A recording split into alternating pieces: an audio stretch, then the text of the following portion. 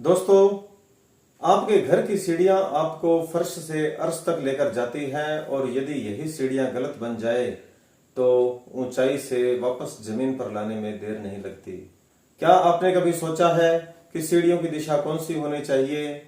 जिस पर आप पैर रखते हैं उस स्टेप की चौड़ाई कितनी होनी चाहिए, लंबाई कितनी होनी चाहिए, ऊंचाई कितनी होनी चाहिए, सीढ़ियों के नीचे क्या होना चाहिए, क्या नहीं होना चाहिए उस खाली जगह पे, और सीढ़ियों की संख्या कितनी होनी चाहिए। बहुत बार आपके मन में यह प्रश्न आया होगा और आज मैं आपके तमाम प्रश्नों के जवाब इस वीडियो में देने जा रहा हूं। नमस्कार, नमो नारायण जी। मैं हूं ज्योतिष आचार्य डॉक्टर नारायण, ध्यान गुरु और वास्तु विशेषज्ञ। आप सभी मित्रों का हार्दिक अभिनंदन है आपके अपने YouTube channel Narayana astro world में। सीढ़ियां कहाँ बनानी चाहिए, कैसे बनानी चाहिए, कौन सी दिशा में बनानी चाहिए, इस चार्ट की तरफ ध्यान से देखिए आप। यह पूर्व दिशा है, यह पश्चिम दिशा है, उत्तर दिशा है और सामने दक्षिण दिशा है। यह ईशान कोण है, यह आग्नेय कोण है और यह वाला वायव्य कोण है और यह वाला नृत्य कोण है। ठीक वैसे ही यह एक चौरस हाउस बनाया है। मान लीजिए आपका यह हाउस है और ईस्ट की डायरेक्शन यहाँ पे है, यानी पूर्व दिशा है, और ये आपके घर की एंट्रेंस है। कहाँ होनी चाहिए सीढ़ियां, इस बारे में बात करते हैं। सबसे पहले आप जानते हैं कि ईशान कोण या पूर्व दिशा का कोना या फिर उत्तर दिशा का कोना, ये वाला जो पार्ट है यह थोड़ा हल्का होना चाहिए, नीचा होना चाहिए, और ये वाला जो पार्ट है यह भारी होना चाहिए। यह साउथ की डायरेक्शन है, यहां से लेकर यदि हम बात करते हैं तो यह वाला पार्ट है, यह भारी होना चाहिए। और सीढ़ियां सबसे भारी होती है, इसलिए जो हम सीढ़ियां बनाएंगे वह साउथ वेस्ट के कॉर्नर में बनाएंगे, यानी नृत्य कोण में बनाएंगे। और यहां यदि पॉसिबल ना हो तो ये वाला जो पार्ट है यहां भी हम बना सकते हैं वेस्ट साउथ की डायरेक्शन में, और यहां भी बना सकते हैं हम वेस्ट की डायरेक्शन में, पश्चिम की दिशा में। और यदि आपके पास जगह की कमी है तो फिर आप पश्चिम की जो दीवार है, ये वाली जो दीवार है, इस दीवार से बिल्कुल सटाकर भी आप सीढ़ियों को बना सकते हैं, यह अच्छी रहती है। जब भी हम सीढ़ियां बनाते हैं तो वह क्लॉकवाइज होनी चाहिए, घड़ी की दिशा में घूमनी चाहिए। आपको एक सर्कल बना के दिखाता हूं, देखिए इस डायरेक्शन में सीढ़ियां घूमनी चाहिए, इस डायरेक्शन में।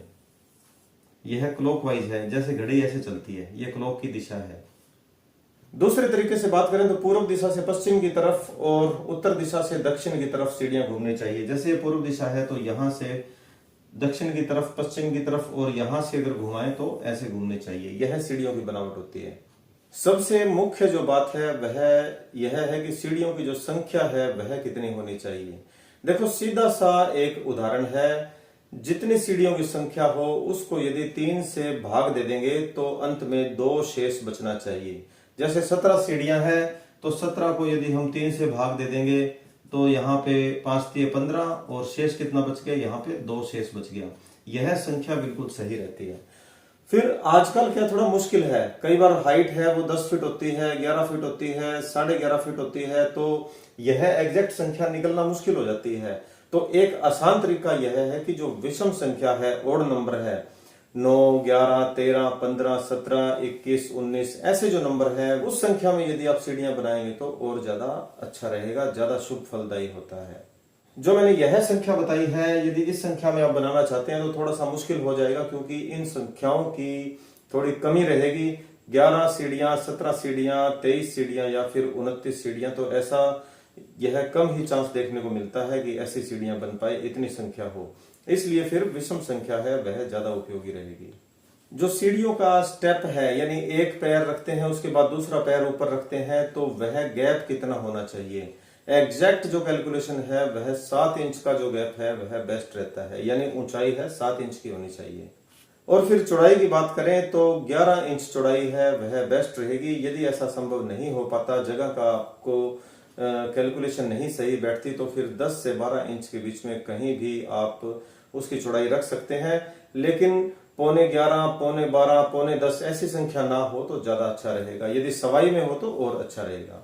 पूरी सीढ़ी की जो चौड़ाई है, जैसे मान लो यह एक सीढ़ी है, इस सीढ़ी की जो चौड़ाई है वह कितनी होनी चाहिए। कम से कम चौड़ाई 3 फीट हो सकती है, और ज्यादा से ज्यादा चौड़ाई यदि हम 4 फीट रखते हैं तो ज्यादा अच्छा रहेगा। यानी 3 और 4 का जो कॉम्बिनेशन है उसके बीच की जो संख्या है वह भी अच्छी रहेगी। यह जो कैलकुलेशन मैंने बताई है, इससे ज्यादा ऊंची सीढ़ियां या इससे ज्यादा चौड़ी सीढ़ियां या इससे थोड़ी संकरी सीढ़ियां यदि हो तो मन दिमाग और शरीर तीनों को ही थका देने वाली होती है, जिसका वास्तु दोष पर असर पड़ता है और घर में बीमारी शुरू हो जाती है।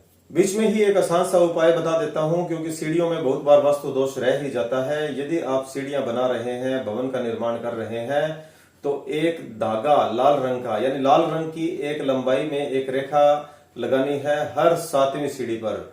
चाहे आप उस पर पत्थर लगा रहे हो, टाइल्स लगा रहे हो या जैसे भी हो, तो उसके ऊपर लाल रंग की एक लाइन अवश्य होनी चाहिए, या फिर उस पे गोमती चक्कर लगा दें, तो वास्तु दोष में बहुत हद तक कमी आ जाएगी।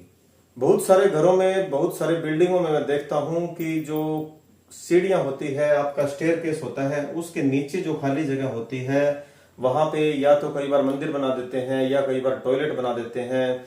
बहुत से घरों में किचन होता है, बाथरूम होता है, और यदि कुछ ना बनाए तो उसमें कबाड़ रख देते हैं। लेकिन यह जगह वेंटिलेटेड होनी चाहिए, यह खुली होनी चाहिए, यहाँ पे हवा आने जानी चाहिए, तो वास्तु दोष में कमी आती है। यहाँ पे आप पौधे लगा सकते हैं। कौन सा पौधा लगा सकते हैं? आप यहाँ पे फूलों के पौधे लगा सकते हैं, या फिर आप मोरपंखी का पौधा लगा सकते हैं, या स्पाइडर प्लांट लगा सकते हैं, या फिर स्नेक प्लांट लगा सकते हैं। वीडियो के बीच में मैं बार बार उपाय भी बता रहा हूं, तो आपने यह वीडियो अंत तक देखना है, क्योंकि आपके जो उपाय हैं वह छूट ना जाएं। क्योंकि बहुत सारे घरों में वास्तु दोष होता है, और यदि आप उस जगह को तोड़ ना सकें, उस टॉयलेट को, किचन को आप तोड़ ना सकें जो स्टेयर के नीचे है, तो फिर आपको यह उपाय अत्यंत लाभदायक सिद्ध रहेंगे। यदि आपके घर में सीढ़ियों के ठीक नीचे जो खाली जगह बनी होती है, जैसे मैंने ये बनाई, ये सीढ़ियां हैं, और इसके नीचे की जो खाली जगह होती है, ऐसे ये वाला पार्ट है, ये खाली जगह होती है, यहाँ पे यदि टॉयलेट बना हुआ है, तो आपने क्या करना है, सीढ़ियों के लेफ्ट हैंड वाली दीवार पे, इस दीवार पर आपने तांबे की एक प्लेट में एक स्वास्तिक का निशान बनवाना है। बनवाना कैसे? आप उस पर कलर करवा सकते हैं, या फिर बर्तनों पे नाम लिखने वाली मशीन से आप कर सकते हैं, और फिर इस दीवार पे आपने लगा देना है। उस टॉयलेट का जो दोष है वह कम हो जाएगा, और साथ में ही उस टॉयलेट का दरवाजा हमेशा बंद रखना है। जो कलर है वह लाइट कलर होना चाहिए, येलो कलर हो सकता है, लाइट येलो, और व्हाइट कलर हो सकता है, क्रीम कलर हो सकता है, और डार्क कलर रखते हैं तो फिर वास्तु दोष में कमी नहीं आती। एक अहम बात और भी है कि यदि आपकी सीढ़ियों की जो रेलिंग है, ग्रिल है, वह यदि लोहे की है, तो और उसके ऊपर जंग लग जाता है, जर लग जाता है, तो वह वास्तु दोष माना गया है। इसलिए उस पर रंग करके रखें, या फिर उसे हमेशा साफ सुथरा रखें। एक बात और भी इंपॉर्टेंट बता रहा हूं, वैज्ञानिक उदाहरण है इस बात का कि जो सीढ़ियां क्लॉकवाइज घूमती हैं, जो सीढ़ियां ऐसे घूम रही हैं, तो क्या कारण है कि सीढ़ियां क्लॉकवाइज होनी चाहिए, राइट हैंड की तरफ क्यों होनी चाहिए? देखिए, कोई भी व्यक्ति, जब हम, ज्यादातर लोग क्या होते हैं, 99% लोग आपका राइट हैंड यूज करते हैं, लिखने में भी, खाने में भी, किसी चीज को पकड़ने में भी, और ऐसा मानते हैं कि जो राइट हैंड की जो पावर है पकड़ने की वह ज्यादा होती है।